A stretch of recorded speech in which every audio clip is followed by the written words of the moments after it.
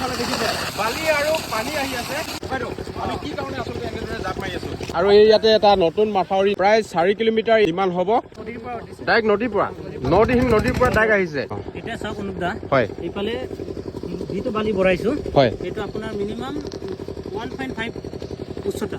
হয়, বহলটো 5 মিটাৰ আছে, আপোনাৰ 25 মিটাৰ আছে, হাইটটো আপোনাৰ 1.5 হ'ব। 1.5 হয়। ইয়াৰ ওপৰত কি হ'ব? বন গজিব। বন গজিব, ইয়াৰ ওপৰত বন গজিব। হয়, নদীহীন নদীৰ পৰা যিটো মাটি আৰু পানী আনিছো সেইটো আপোনাৰ PVC 5 বুলি কয়। এইফালে এইটো নলাটো নদীহিঙৰ পৰা আপোনালোকে নিজে খান্দি লৈছে বালিটো উঠাবৰ কাৰণে। এয়াকে কয় যান্ত্ৰিকতাৰ যুগ, এয়াকে কয় প্ৰযুক্তিবিদ্যাৰ যুগ। আৰু এহেজাৰ মানুহে কৰা কাম এদিনত এখন ট্ৰেক্টৰে কৰিব পাৰে। এয়া দেখিছে এখন দুখন নহয়, প্ৰায় 1520খন ট্ৰেক্টৰ এইদৰে কাম কৰি আছে। নমস্কাৰ বন্ধুসকল, অনুপ কাকপথাৰ অন্য এটা ভিডিঅ'লৈ আপোনালোকক স্বাগতম জনাইছোঁ। আপোনালোকক মাথাউৰি কেনেকৈ নিৰ্মাণ কৰে আপোনালোকক দেখুৱাবৰ কাৰণে মই আজি উপস্থিত হৈছোঁহি ঢলা হাঁহখাতিৰ বগৰীবাৰী অঞ্চলত। আৰু এই ইয়াতে এটা নতুন মাথাউৰি নিৰ্মাণ হৈ আছে আৰু এই মাথাউৰিটোৰ প্ৰায় 4 কিলোমিটাৰ ইয়াতে নিৰ্মাণ কৰি আছে। বৰ্তমান 4 কিলোমিটাৰ ইয়াত নিৰ্মাণ হ'ব। আৰু ইয়াত দেখিছে আপোনালোকে 0 বেগত বালি ভৰাইছে। আগৰ মাথাউৰিসমূহ আমি দেখিছিলোঁ তাত কেৱল পলস বা মাটি দিছিলে, কিন্তু এতিয়া এই 0 বেগটো বালি ভৰাইছে, কাষত পূৰা মাটি দিব, মানে 0 বেগটো পুতি দিব।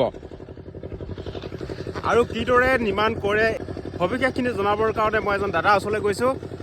আপোনালোকে যদিহে আজি ভিডিঅ'টো চাই আছে তেতিয়াহ'লে শ্বেয়াৰ এটা কৰি দিয়ক। আৰু যদিহে মোৰ চেনেলটোত আপোনালোকে এজন ভিউৱাৰ্ছ তেতিয়াহ'লে মোৰ চেনেলটো ফ'ল' এটা কৰিব নাপাহৰিব। তেতিয়াহ'লে আহক আমি দেৰি নকৰি ভিডিঅ'টো আৰম্ভ কৰোঁ। নতুন পদ্ধতিত আচলতে এই মাথাউৰিটো নিৰ্মাণ হৈ আছে।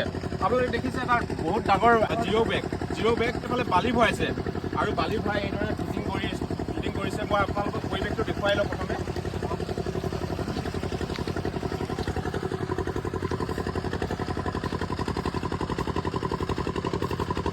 দেখিছে এইটো আগতে ফিটিং কৰা এইটো, আৰু ছাইডত মাটি উঠাব পাৰে। মই ছাইডত মাটি দিব, ছাইডত মাটি কিমান থাকিব এনেকৈ দি আহিছে ট্ৰেক্টৰে। কিমান লেভেল থাকে প্ৰায় কিমান ওখ?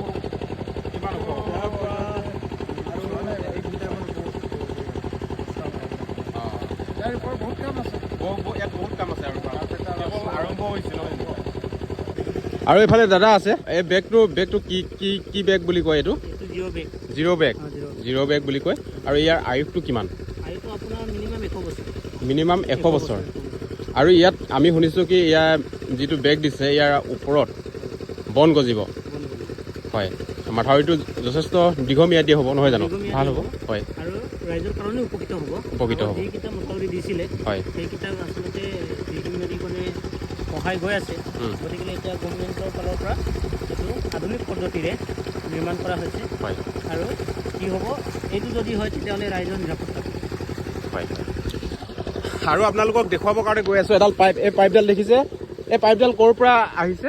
বালিটো ডাইৰেক্ট নদীৰ পৰা ডাইৰেক্ট আহিছে। ইয়াত বালি আৰু পানী আহিছে। হয়, এয়া আপোনালোকক দেখুৱাই আছোঁ। এইডাল যিডাল পাইপ গৈছে ইয়াত দেখিছে আপোনালোকে, এইফালে এটা মেচিন চলি আছে আৰু মেচিনটোত পাইপ লগাই নদীহিঙৰ পৰা বালি উঠাই আনিছে। এইফালে দেখিছে ইয়াত কি আহিছে ককাই? বালি আৰু পানী আহি আছে, কিন্তু ইয়াৰ বালিটো এই বস্তাটোত পেক হৈ যাব, পেকিং হৈ যাব আৰু পানীটো ওলাই যাব, নহয় নকয়?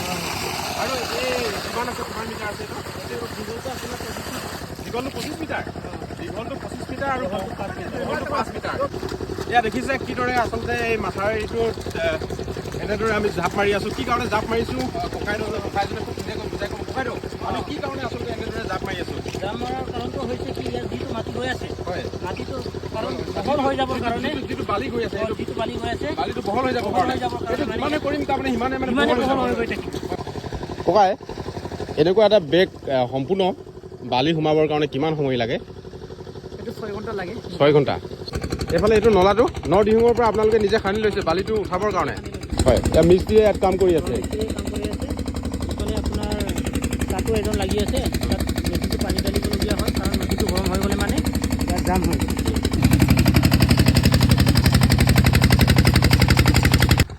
আৰু আজি এই মাথাউৰি যে ইয়াত নিৰ্মাণ কৰি আছে এই খবৰটো ভাইটি বিতুপনে দিছিলে। বাকী ভালে আছো ন বিতুপন? ভালে ভালে ভালকৈ নিৰ্মাণ হওক একে আশা কৰিলোঁ ন। তাকে সকলো ফালৰ পৰা চেষ্টা কৰা হ'ল, ৰাইজেও চেষ্টা কৰিলে, মৰাণ ছাত্ৰ সন্থাও চেষ্টা কৰিলে, ফলত আজি ইমানখিনি যে আমি সফলতাৰ মুখ দেখিবলৈ পাইছোঁ, তাতকৈ আৰু সুখৰ কোনো ভাষাই নাই। দেউতা ভালে আছে? মাথাউৰিটো একেবাৰে বৰ খৰকৈ বনাই দিছে দেই। দিগদাৰ হয়। আগতে এনেকুৱা এটা মাথাউৰি বনাবলৈ হ'লে মানে 2000-3000 মানুহে ইয়াতে হাজিৰা কাম কৰিব পাৰিছিলে। আজিকালি যে দেউতা একেবাৰে ট্ৰেক্টৰ গাড়ীবিলাকে বনাই থৈচোন। হেৰি যে এতিয়া কৈছে কল কি অৱতাৰ, এতিয়া অৱতাৰ হৈ গ'ল কল দি। হয় মানুহ দৰকাৰ নাই হয় ঠিকেই। বাকী আপোনাৰ ভালে আছে ন? আছে। হয়